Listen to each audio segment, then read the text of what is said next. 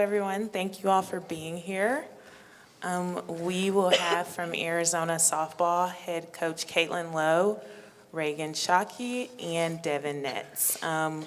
After head coach gives an opening statement, we can proceed with questions. I ask that if you do have questions, raise your hand and then pass the mic to the next person who raises their hand.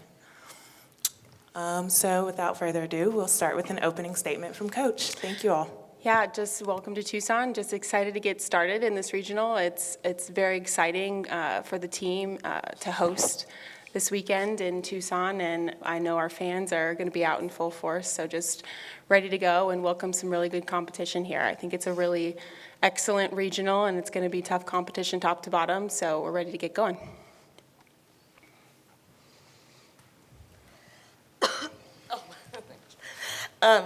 So facing a team that's coming into their first tournament ever, what's that like? I think it's exciting just to get your name called on Selection Sunday. I think everyone's sitting there with the anticipation. Obviously, those auto berths are earned all year long, so they're a great team coming in. And all of these games are going to be tough on the road to get where we want to go. So we know we have to play our game and come out really with our type of energy and set a tone for a game. But it's exciting. I think the Selection Sunday is where you want to be to see your name called, to see your name host a regional, and we're excited for the competition this weekend. Caitlin, what can you tell us about how you plan to pitch your staff this weekend? I would not tell you that over my dead body. No, I think our bullpen is very strong, and we've proven that we've used quite a few different arms with different matchups throughout the entire year. I'm excited to use them in different ways, in ways that I'm not going to tell you about right now. But I trust that Christian knows what he's doing. I trust that our pitchers will be ready to come in and do their job this weekend. So I don't think it's going to take one person. I think it's going to take a full force bullpen to get through a regional like this. Devin, you've been in the situation where you've been able to elevate your game in the postseason. What do you tell other pitchers about that and what it takes to be maybe a step better at this time of the year? I think it just takes, honestly, being 110%. I think postseason is just that fun time of year. It's like that postseason magic, which everyone talks about. So I think everyone kind of plays up anyways, and just knowing that we have one of the tougher regionals, I think it's something that we can prove and put our not only our team to the test, but also our bullpen and our offense and our defense. You know, we've worked all year long for this, and we've worked so hard. So this is the time to just free it up and see what happens, and just have fun and let that magic just happen. Devin, obviously at the end of last year, you weren't really sure if you were going to put on the Wildcat jersey again. So what are the thoughts, emotions, feelings heading into your final NCAA tournament? Definitely something that I think I'm going to miss, but I'm going to try not to take it for granted. Every pitch, every moment, every second with this team is something that I'll cherish, and just getting to this moment and where I am today is something that I never want to look back on and think that, you know, I didn't go 110%. So I think, if anything, I just want to put that jersey on every single day and play as if it's my last, and, you know, not take any team for granted. This question is for Caitlin and Devin. When did you know that you would have the athlete convocation, like kind of on the same day? And have you ever kind of dealt with, you know, both of those things on the same day before? I feel like it's always the same day, and we kind of, you know, last year we were traveling, so we did it at the Catsies and honored them at the Catsies.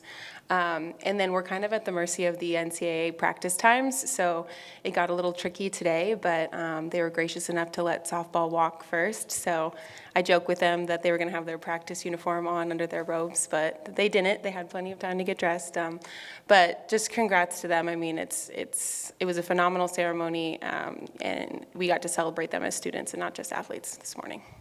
Devin, what was it like to go through the graduation ceremony and then you just hustle over here and, you know, go to softball practice? You know, being like a student athlete, you wish you'd have like one day to yourself to be like, you know what, I did this. I completed, it's been 23 years of, you know, grinding in the books as well. And I think this is something that you're like, oh, I wish I had like one day. But you know what, softball is something that has been a part of this journey, and it's given me the chance to not only, you know, play softball on one of the greatest fields, in the country, but also just it's given me so many different opportunities just to play at the highest level.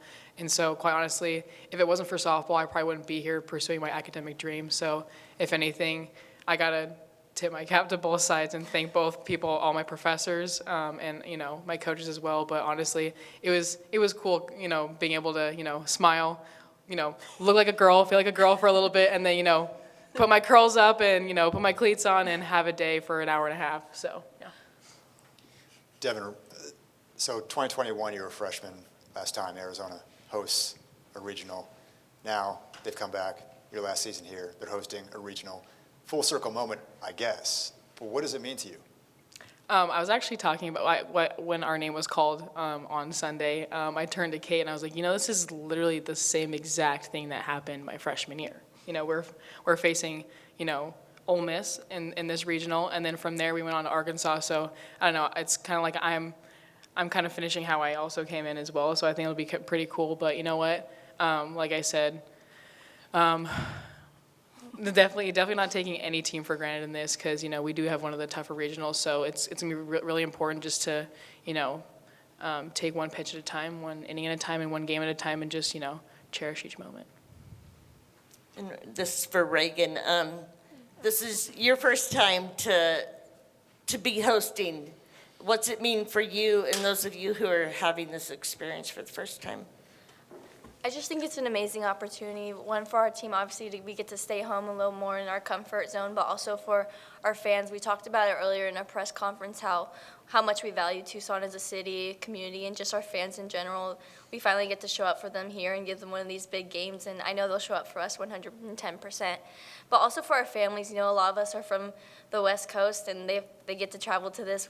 They get to drive, not always fly, which is on the expensive side. So it's just a great opportunity for everyone around us.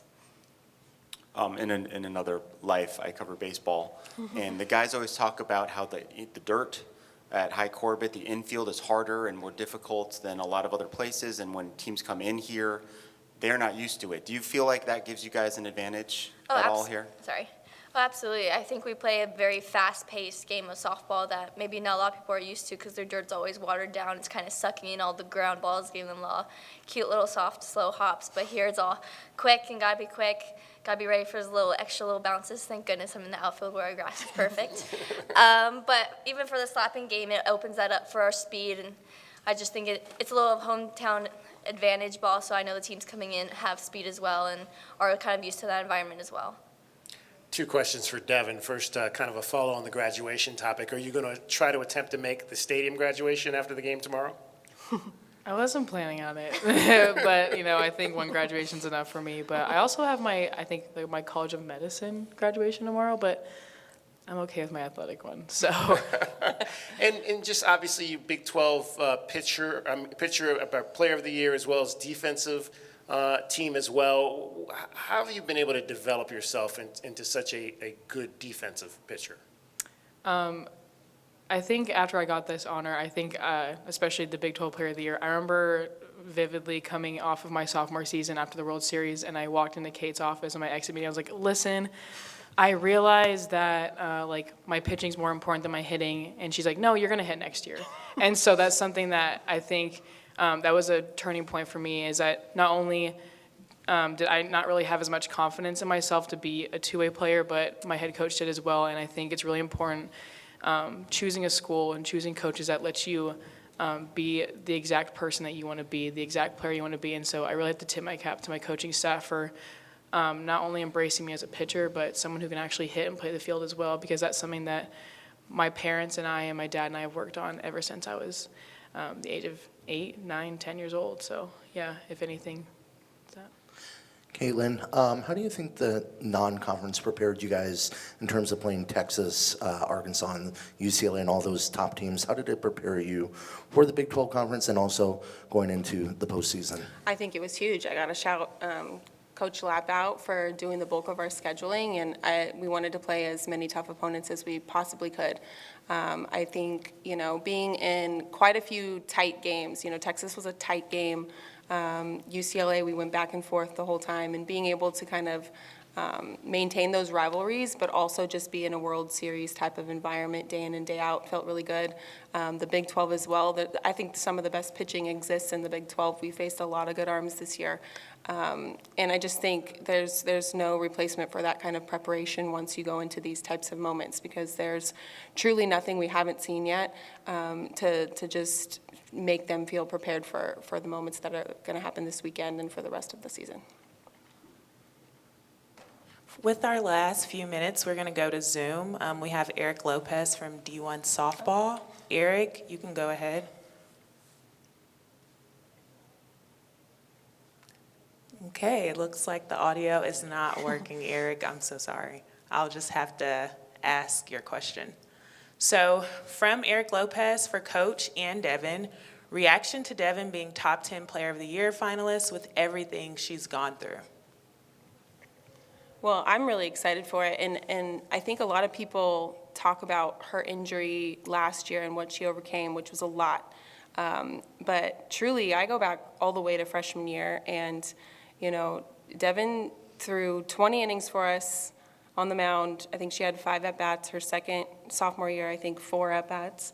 And really just, I think junior year got knocked around a little bit in the circle and has really overcome just adversity, challenges, kind of has gone through the thick of it to become this player. And, you know, I looked at, I think it was lap yesterday, and I was just like, man, I'm just so proud of the way she's playing free right now. And that's what you want to see as a coach, to put the work in just to let yourself go and let yourself play. And I think, you know, she's doing it with her teammates by her side, which has been really cool this year, to see her connect with them offensively, defensively, so that she can just be who she is and be the best version of herself. So I wasn't surprised by it, and at the same time, I'm just so darn proud of it. And I think it's really the culmination of just the day in and day out work that she puts in. I gotta say, when I looked at the top 25 list, I was like, wow, I'm with all these girls. Like, these girls are amazing, you know? And I think it's such an honor to be a part of that list, and just to see how well and just how much the game is growing, and just seeing how much not only these girls are growing the game now, but also where we're going next and where softball is going. But definitely, I remember, I think it was 2 days ago, I was on the phone with my mom, and I was like, oh, Mom, I didn't make it, because I didn't see, like, my photo on there. And then I was like, oh, I'm right there, I'm in the top corner. So it's, you know, I probably shouldn't be as surprised. I feel like I need to have more confidence in myself. But quite honestly, I just want to have fun this year. And coming off of the injury last year, no one really understood, and no one really understood what I was going through, and can't really understand it unless you put yourself in someone's shoes. And I think coming off of this year, it's just, everything is, I'm just a little surprised by it, but you know what? I'll have a little more confidence going into it, you know what? I'll tell you guys that. But if anything, it's super fun, and it's really awesome to just